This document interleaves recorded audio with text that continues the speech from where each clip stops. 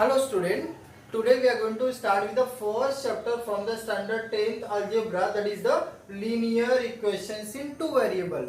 See, I think this chapter you have learned in 9th standard also. 9th में भी ये same chapter था. अब यहाँ पे तो 9th में अगर ये चैप्टर है तो 10th में क्यों दिया है डियर? 9th में थोड़ा जस्ट बेसिक स्टार्ट किया था, अभी 10th में इसका एक्सटेंडेड पार्ट है. अब देखो यहाँ पे linear equation in two variables, इसका फॉर्मेट क्या है वो आप ध्यान से समझो. लीनियर इक्वेशंस इन टू वेरिएबल, सबसे पहले तो आप ध्यान से समझो कि टू वेरिएबल का मतलब क्या है. जैसे for example you got 2x is equal to, अगर आपको 8 पूछा है, so easily you can able to find out the value of x as a 8 upon 2. 8 by 2 is nothing but 4. Clear. दूसरा, अगर समझो आपको 7y इज इक्वल टू 49 बोला है, तो यहां पर जो ये वाला इक्वेशन है इसमें आपको y की वैल्यू कितना मिल जाएगी? 49 by 7. 49 by 7 that is 7. अब इसमें आप ये दोनों इक्वेशन में देख सकते हो, ये फर्स्ट वाले में भी और ये सेकेंड वाले में भी, कि इसमें ओनली x वेरिएबल है, इसमें ओनली y वेरिएबल है. डियर, ये दोनों इक्वेशन में केवल एक ही वेरिएबल है. Now here we are talking about the two variables. Okay, two variables and linear equations. Now try to understand the things. अब इसमें क्या होगा डियर, आप ध्यान से समझो. The equation which you can write down ax plus by plus c is equal to 0. ax plus by plus c equal to 0 is called as the linear equations in two variable. अब इसका कुछ speciality है वो आप ध्यान से समझ लो कि इसको linear equations in two variable क्यों बोलते हैं. ओके, अब ध्यान से समझो डियर. सबसे पहले तो इसमें दो वेरिएबल है x and y. What is the variable? Variable जो चेंज हो सकता है, तो इसमें x and y is called as the variable.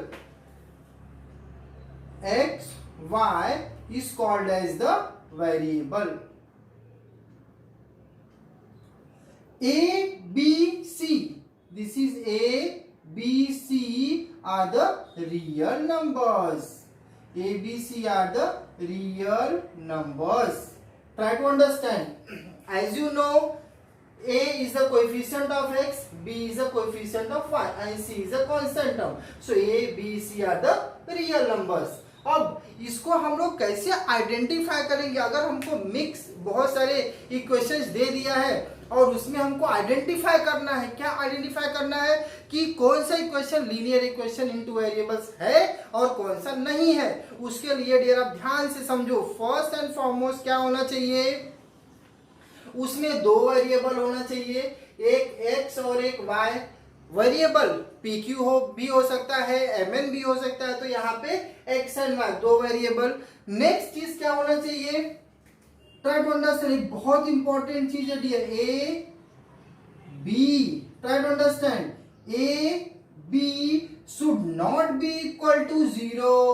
दोनों में से कोई भी एक 0 नहीं होना चाहिए. समझो, अगर यहाँ पे आपने A को 0 लिया, अगर आप यहाँ पे a को 0 ले रहे हो डियर, तो आपका इक्वेशन कैसे फ्रेम हो रहा है? 0x plus by plus c is equal to 0. यहाँ पे आपको इक्वेशन क्या मिल रहा है? by plus c equal to 0. Now here you can see, ये तो 0 हो गया. यहाँ पे by में प्लस c, तो यहाँ एक ही वेरिएबल है. You are talking about and we are talking about the two variables. समझो, अगर आपने 0 पुटअप किया y को, अगर आप y को 0 पुटअप कर रहे हो तो क्या हो जाएगा dear? ax plus 0y plus c is nothing but 0.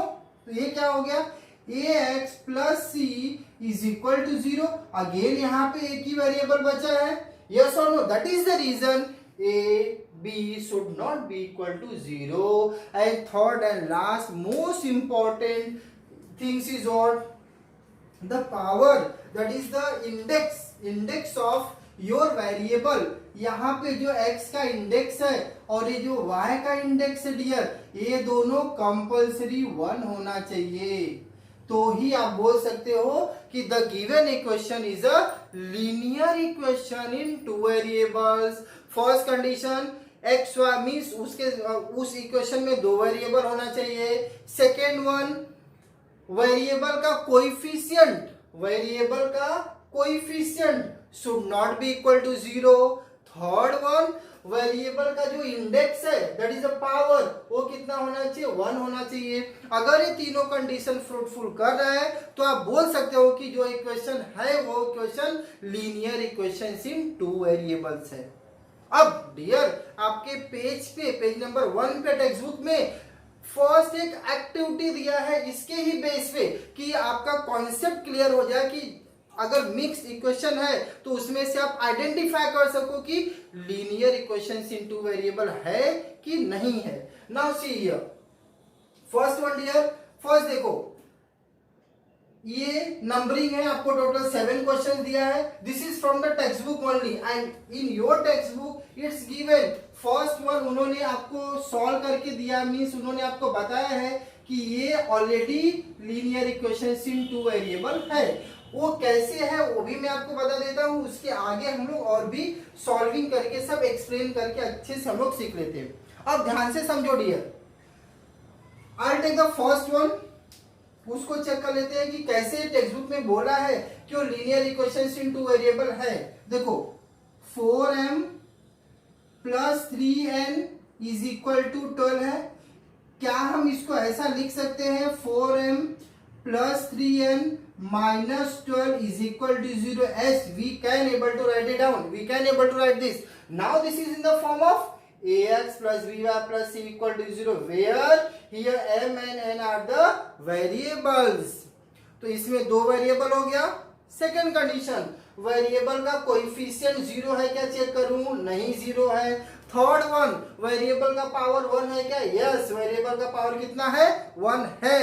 So we can say that it's a linear equation in two variable. Now we'll move on the next one. अब देखो सेकेंड में देखो डियर, अब मैं आपको यहाँ पे ही 1 by 1 एक्सप्लेन कर देता हूँ, ध्यान से समझो। यहाँ पे देखो x and y two variables 100% true, variable का कोएफिशिएंट नॉट इक्वल टू 0 है, ये भी ट्रू है। Come on the third one, variable का इंडेक्स देखो डियर, यहाँ पे 2 है और यहाँ पे 1 है, तो यहाँ 2 है वो नहीं चलेगा। क्यों, क्योंकि वेरिएबल का इंडेक्स कितना होना चाहिए, पावर कितना होना चाहिए, 1 होना चाहिए। सो इट्स नॉट, तो आप क्या लिख दोगे, no it's not a linear equation in two variable. Now come on this one, x and y two variable, coefficient not equal to 0 है। थर्ड वन, ये सी एक्स एंड वाई दोनों का पावर कितना है, दोनों का पावर 1 है, तो आप इसको बोल सकते हो yes it is a linear equation in two variable. I think आपको एकदम कॉन्सेप्ट क्लियर हो रहा है कि आपको आइडेंटिफाई करने आ सकता है, एग्जाम में क्वेश्चन पूछ सकता है dear. Now next one, 0x plus 6y minus 3 equal to 0, two variables है, वेरिएबल का पावर भी 1 है, बट ए बी में चेक करो डियर, x का कोएफिशिएंट 0 है जो कि नहीं चलेगा। x का coefficient should not be equal to 0, y का coefficient should not be equal to 0, so it's not a linear equation in two variable. Now next one, again same thing, जो यहाँ x के साथ उन्होंने दिया है, y के साथ 0 दिया है, तो बाय डिफॉल्ट ये भी नो हो जाएगा dear. Now come on this one, अब ये आप समझो ध्यान से। अब इसमें क्या है, इसका देखो 4/x, ये आप कैसे बोल सकते हो कि linear equation in two variable नहीं है, और है कैसे चेक करोगे, y इज इक्वल टू 4, ठीक है। चलो अगर मैं यहाँ 4/1 कर दूं तो आई थिंक कोई प्रॉब्लम नहीं होना चाहिए। अब इसका मैं क्रॉस मल्टीप्लिकेशन कर देता हूं, 4y plus 5x upon this is nothing but x into y, this is equal to 4/1। अब डियर मैं अगर इसका फिर से क्रॉस मल्टीप्लिकेशन कर रहा हूं तो मुझे क्या मिलेगा, 4, चलो मैं स्टैंडर्ड फॉर्म में लिख देता हूं, 5x plus 4y is equal to 4x into y. देखो 4 का एक्स वाई के साथ मल्टीप्लाई हो जाएगा, क्योंकि मल्टीप्लिकेशन तो ऐसे होगा ना, इसका इसके साथ होगा और इसका इसके साथ होगा। हमारा जनरल फॉर्म क्या है, ax plus B Y plus C, वो एक कांस्टेंट होना चाहिए, लाइक ऐसे सब नंबर्स के फॉर्म में होना चाहिए जो कांस्टेंट हमारा, यहाँ तो कांस्टेंट के साथ में भी वेरिएबल आ गया है। So this is not a linear equation in two variable. I think आपको अच्छे से क्लियर हो गया concept. Now take the next one dear, 4xy minus 5y, this one minus 8 which is not equal to 0, ठीक है। सो यहां पे देखो y है, यहां xy है, ये तो बाय डिफॉल्ट दिख रहा है कि ये भी नहीं है, सो it's not a linear equation in two variable. अब देखो ध्यान से, हम लोग ने इसका बेसिक कॉन्सेप्ट सीखा है अभी, जस्ट कि किसको आप बोलोगे कि linear equation in two variable है और किसको बोलोगे कि आप linear equation in two variable नहीं है, कौन से इक्वेशन को, तो आपको प्रॉपर आइडेंटिफिकेशन आ जाना चाहिए। अभी हम लोग नेक्स्ट वीडियो में डियर इसका जो प्रैक्टिस सेट 1 है वो स्टार्ट करेंगे। उसमें भी आपने ऑलरेडी बेसिक सीखा है कि हम लोग इक्वेशन सॉल्व करते हैं टू वेरिएबल, मीन्स आपको 2 इक्वेशन दिया रहेगा डियर, तो दोनों इक्वेशन को आपको 2 मेथड से आपने 9th में सीखा था, by using the simultaneous method and by using the elimination method, that we are going to see in exercise 1.1 in the next video. Thank you.